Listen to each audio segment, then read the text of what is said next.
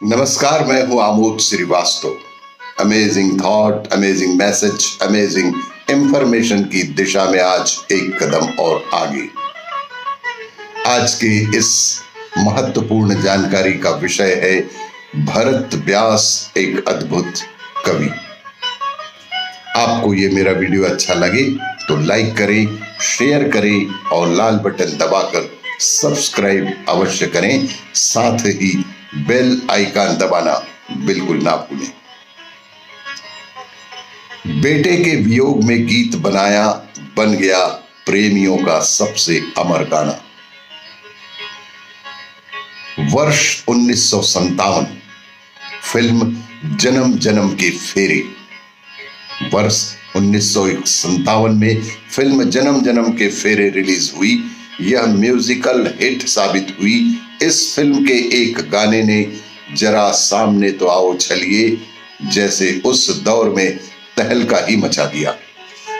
यह गाना इतना सुपरहिट साबित हुआ कि उस साल की बिना का गीत माला का यह नंबर 1 गीत बन गया। इस गाने का अनोखा किस्सा है। आपको यह जानकर आश्चर्य होगा कि इस गाने का एक अनोखा किस्सा है। इस गाने को लिखा था पंडित भरत व्यास जी ने।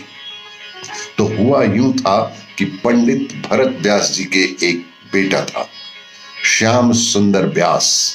श्याम सुंदर बेहद संवेदनशील लड़का था। श्याम सुंदर बहुत ही संवेदनशील था। एक दिन भरत जी से किसी बात पर नाराज होकर बेटा श्याम सुंदर घर छोड़कर ही चला गया। भरत जी ने उसे लाख ढूंढा, रेडियो और अखबार में विज्ञापन दिया, गली गली दीवारों पर पोस्टर चिपकाए, धरती, आकाश और पाताल सब एक कर दिया। ज्योतिषियों, नजूमियों से पूछा, मजारों, गुरुद्वारे, चर्च और मंदिरों में भी मत्था टेका, लेकिन वो नहीं मिला। लेकिन उनका लड़का बिल्कुल नहीं मिला। जमीन खा गई या आसमान निकल गया। आखिर हो कहां पुत्र, तेरी सारी इच्छाएं और हसरतें सर आंखों पर, तू लौट तो आ। बहुत निराश हो गए थे भरत व्यास जी। उस समय भरत व्यास जी कैरियर के बेहतरीन दौर से गुजर रहे थे। ऐसे में एक लायक बेटे के अचानक चले जाने से जिंदगी जैसे ठहर सी गई। किसी भी काम में मन नहीं लगता था उनका। निराशा से भरे ऐसे दौर में एक निर्माता भरत जी से मिलने आए और उन्हें अपनी फिल्म में गाना लिखने के लिए निवेदन किया।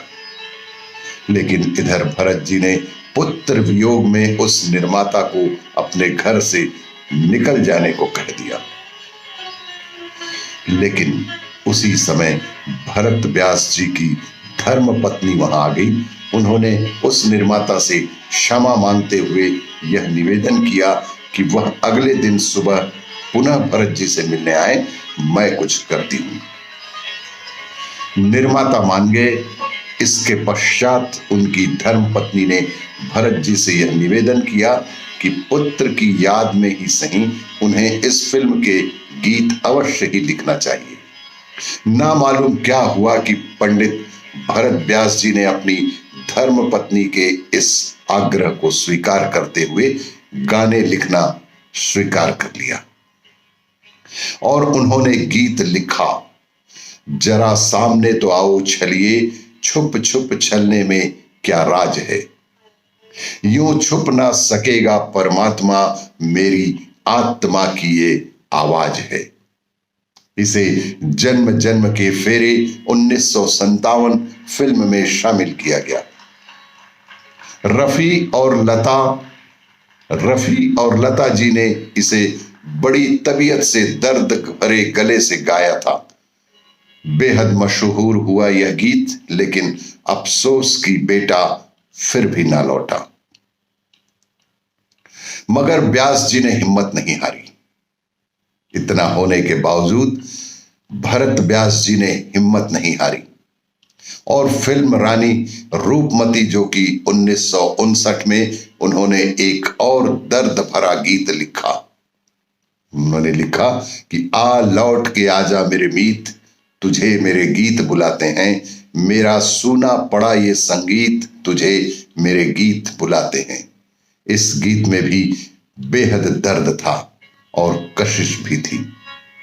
इस बार व्यास जी की दुआ काम कर गई, बेटा घर लौट आया। लेकिन आश्चर्य देखिए कि इस वियोग के यह गाने उस दौर के युवा प्रेमियों के सर चढ़कर बोलते थे। यह पंडित व्यास जी की कलम का ही जादू था। पंडित भरत व्यास जी को श्रद्धावत नमन। और भी इसी तरह की जानकारियों के लिए देखते रहिए मेरा वीडियो। लाइक करें, शेयर करें और सब्सक्राइब अवश्य करें। धन्यवाद।